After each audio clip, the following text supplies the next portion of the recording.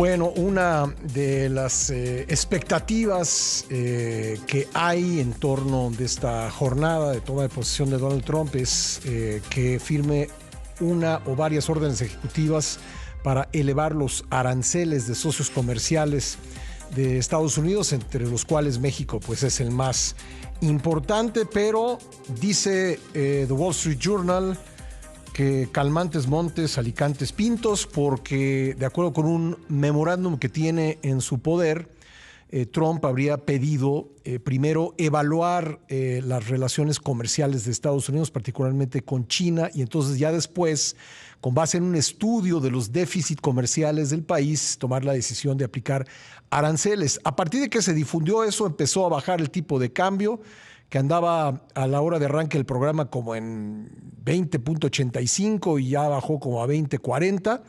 Pero en todo caso ahí está como una espada de Damocles la amenaza de aranceles y vamos a platicar al respecto con Jesús Carrillo, director de Economía del IMCO. ¿Qué tal, Jesús? Gusto saludarte. Hola Pascal, muy buenos días, encantado de saludarte a ti y al auditorio.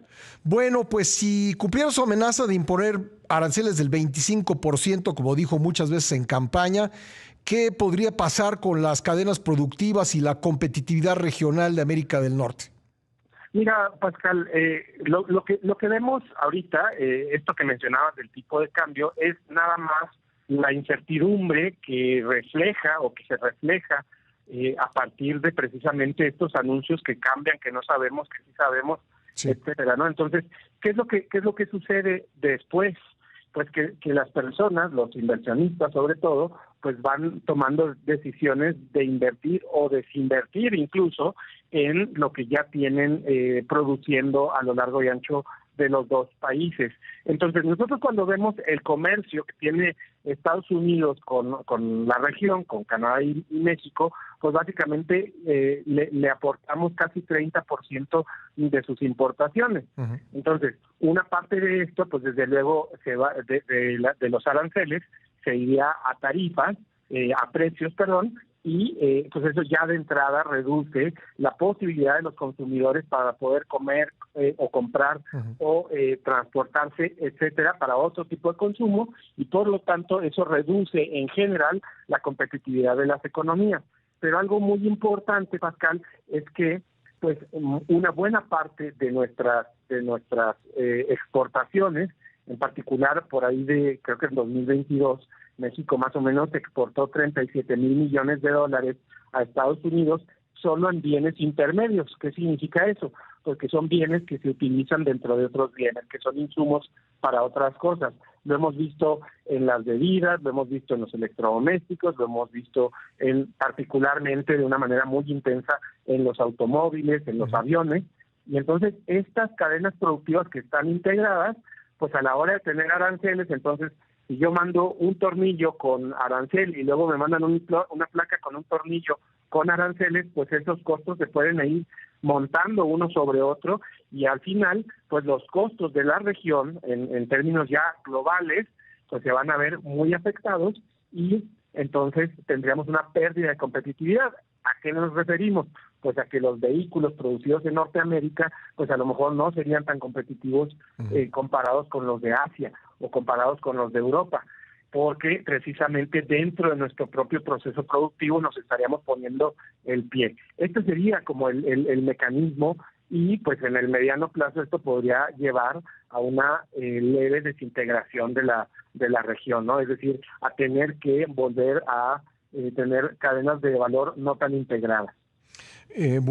Por cierto, déjame hacer un paréntesis aquí, estimado Jesús, porque hace unos momentos llegaron Donald Trump y su esposa a la Casa Blanca y a juzgar por la imagen, pues la recepción por parte de Joe Biden y su esposa y pues el lenguaje corporal de las dos parejas, pues por lo menos a mí me pareció bastante frío, más frío que la temperatura del día de hoy en la capital estadounidense. Así que Y se impondrían, digo, no se sabe exactamente cómo va a operar esto, pero como nos decías que hay productos que cruzan la frontera varias veces hasta que se termina de producir lo que se va a vender a los consumidores, este arancel se aplicaría varias veces con cada paso de la frontera. Mira, precisamente no tenemos todavía esos detalles porque justamente yo creo que también el memo del que hablabas que publica el Wall Street Journal, yo creo que también esos estudios son los que se necesitan realizar, pero en efecto sí se puede hacer porque básicamente cuando se cruza la frontera un bien para poderse integrar en otra fábrica, sí, usualmente pues se tiene que hacer una adquisición, se tiene que hacer una compra, incluso si es la misma empresa que está de los dos lados de la frontera, pues son en realidad dos empresas distintas con un régimen diferenciado. Entonces, pues una empresa mexicana A Incorporated le vende la misma A Incorporated en Estados Unidos y entonces le tiene que pagar el arancel. Y si después ese producto que nosotros exportamos viene para acá de regreso, pues también se podría cobrar el arancel, ya no sobre ese pequeño componente, sino sobre lo que se ha ensamblado con él.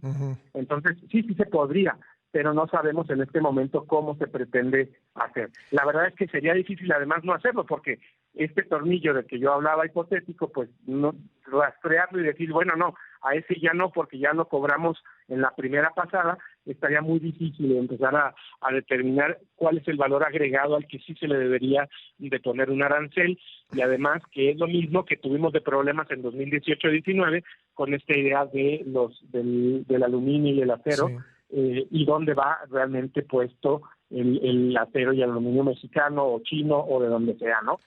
Son cosas que sin duda van a requerir pues precisión milimétrica a la hora de poderlos establecer, porque si no, también la incertidumbre de qué tienen que pagar los empresarios o los transportistas, pues va a ser un completo lío. Pues por lo que nos relatas, Jesús, no es nada inocuo y no es nada inocua esta idea de aplicar aranceles. Normalmente los políticos populistas suelen presentar sus ideas como soluciones mágicas a problemas complejos. Y bueno, Trump ha dicho que esto de los aranceles va a ser muy bueno para la economía de Estados Unidos, pero podría, si es que se aplica, por lo que nos cuentas, acabar siendo pues un daño para el consumidor que podría estar pagando pues miles de dólares anuales por sobrecostos que impliquen estos aranceles. Ya veremos lo que presenta finalmente, si es que lo presenta o si es que tiene razón el Wall Street Journal, que le van a poner una pausa hasta estudiar bien el problema, y estoy seguro que lo volveremos a platicar contigo si tú nos haces favor. Por supuesto que sí, estoy a tus órdenes, Pascal, y precisamente estas soluciones que se presentan como mágicas generan incertidumbre, Pascal, porque pues precisamente no son mágicas, y entonces la gente que sí está haciendo esas cosas sabe que no es tan sencillo. Pues muy bien, Jesús Carrillo, director de Economía del INCO, te agradezco mucho que nos hayas acompañado en esta mañana. Hasta pronto, que estén muy bien todos. Gracias.